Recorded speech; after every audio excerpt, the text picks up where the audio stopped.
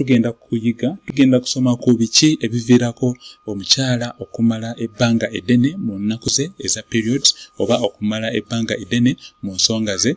Biki ebiviirako omukyala okubanga amala ebbanga eddene mu nnaku ze. So channel yaffe buuza omusawo Gerard Massa ye channel gy'oliko leero, era nsanyuse nnyo mukwano gwange okubanga oneegaseeko ku musomo gwaffe guno gwa leero. Mbuuza ebibuuzo byonna by'olina mu comments, ate nekirala nyiga epesa erya subscribe lyolaba, epesa erya red eriko ekigambo subscribe linyige, so that YouTube ejja kuba ekulaga video zaffe buli lunaku tuziteekayo ku ssaawa 11 ez'olweggulo. Tambuza video yaffe eno giwe mukwano gwo ayagala okumanya ku biki ebiviirako omukyala okumala ennaku ennyingi ennyo mu nnaku ze, oba waba agenze mu periods ze n'abanga amalamu ebbanga eddene, ate n'abanga n'okufuna olubuto maybe bimuzibuwalidde. Tuli kwogera ku biki ebiviirako omukyala okumala ebbanga eddene mu nnaku ze. So tugenda kutandika ne reproductive system ey'omukyala, oba tugenda kutandika ne system ey'omukyala ekwatagana ku n'okuzaala. Tuli kwogera ku system eno bagita female reproductive system, erina parts nyingi.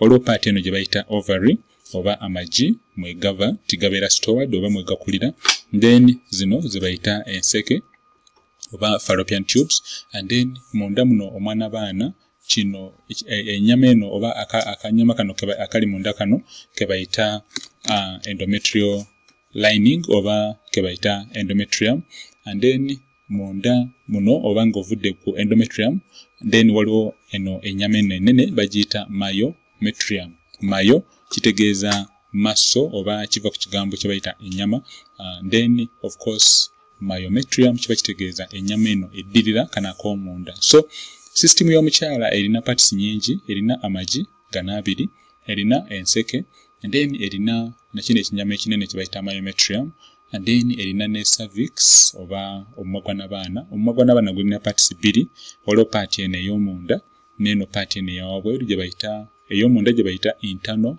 os oba internal part of the cervix, then eyawabweru gye bayita external part of the cervix.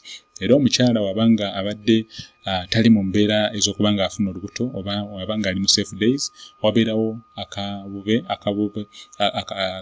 wabeerawo mucus ebinyira ebibeera wano ebiba biziba part eno kubanga kwegamba abatasobola kufuna lubuto kuba aba ali mu nnaku ze eza safe days. Waba ali mu nnaku eza danger days, ennaku ez'okufuniramu olubuto, ate ebinyira bino ebibeera wano ebitogeddeko wano biba bivaawo, then omukyala nabanga abadde nebbaawe amazzi gano gasobola okuyitawo ag'omusajja ne gaba nga gagenda ne gasisinkana eggi lino jjukira we liba released oba we liba lifulumya ku lunaku olw'14 lifuluma ne libanga libeera mu makati wano, libeera wano mu paati eno gye bayita the fimbria.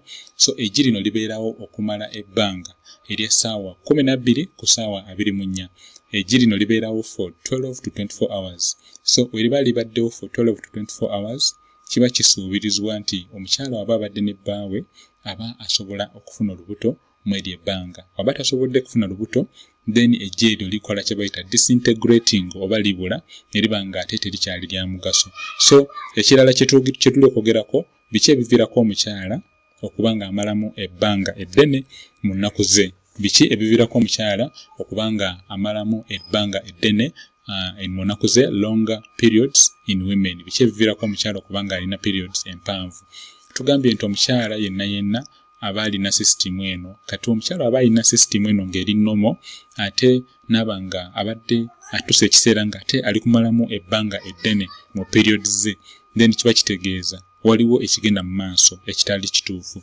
Kyandibanga probably omukyala alinamuko kye bayita ebirwadde ebya reproductive system oba ebirwadde nga infections. Omukyala waba afunye infections, afuuyisa awantu awakyafu, amazzi amakyafu ne gayita eno wansi ne gamuyita mpaka munda, then nekirala abadde n'omusajja oba bbaawe nga abadde alinamuko ku infection n'azimusiiga, ate nekirala wabanga alinamu ebizimba nga biri mu system eno, aye nekirala nabanga alina hormones nga tezibalansinga.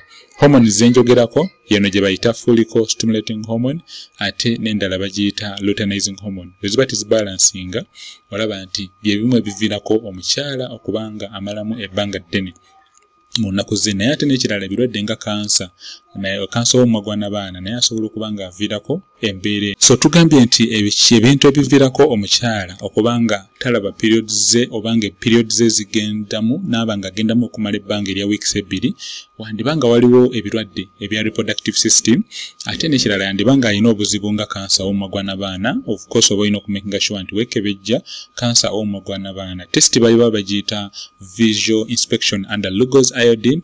Test eyo esobola okuyambako okubanga eraga biki ebigenda maaso ku mumwa gw'abaana era wabanga kansa waali era test eyo esobola okulaga. Ekirungi ekiriwo nti singa oba ozuuliddwa amangu nti wandibanga olina kansa w'omumwa gw'abaana oba osobola okufuna treatment n'oba ng'otereera. Ate n'ekirala singa ozuulwa nti mu nseke mubadde mulimu obuzibu ate nazo osobola okubanga ofuna treatment n'otereera bulungi. Bwekizuulibwa nti obadde olina hormones nga tezibalansinga era nazo oba osobola okufuna treatment okusinziira ku hormone kikaaki etabalansinga ate n'oba ng'otereera bulungi nnyo. Buuza omusawo Gerard Massa ye kyano gy'oliko era tuli kwogera ku biki ebiviirako periods okubanga mpanvu. Tugambye nti oba otunuulidde cycle yo nga ogenda mu nnaku zo n'oba ng'ogenzeemu nga ku 6 naye n'ogendamu zino ennaku zonna okumala ebbanga erya weeks 2 ekyo tekiba normal kuba ideally olunaku olw'14 lwandibadde olunaku lw'osobola okufuniramu olubuto naye oba tosobodde kufuna lubuto olunaku olw'14 then oyinza okwetaaga okwekebejjebwa. So mbuuza ebibuuzo byonna by'olina wansi mu comments nja kuba mbiddamu. Webale nnyo okubeera nga obadde nange mu musomo gwaffe guno gwa leero era mbuuza ebibuuzo byonna. Enamba zange za WhatsApp ziri +256 701 79 78 76. That is +256 701 79 78 76. Nja kuba nziramu ebibuuzo byonna era omukama atukume fena olunaku olungi. Kankulabe enkya mu video yaffe fulumya videos buli lunaku ku ssaawa 11 buli lunaku ku ssaawa 11 video empya eba efuluma. So beera bulungi omukama akuume fena. Bye. Thank you my friend for attending today's lesson. I hope you have learned something, and please, if you have any questions in regards to what we've just discussed, leave your questions in the comments. Ask me your questions. I will answer all your questions. On this channel, Gerard Massa, the Health Educator, I talk about women's health. Have yourself a fantastic and healthy day, and may God bless us all. Bye-bye.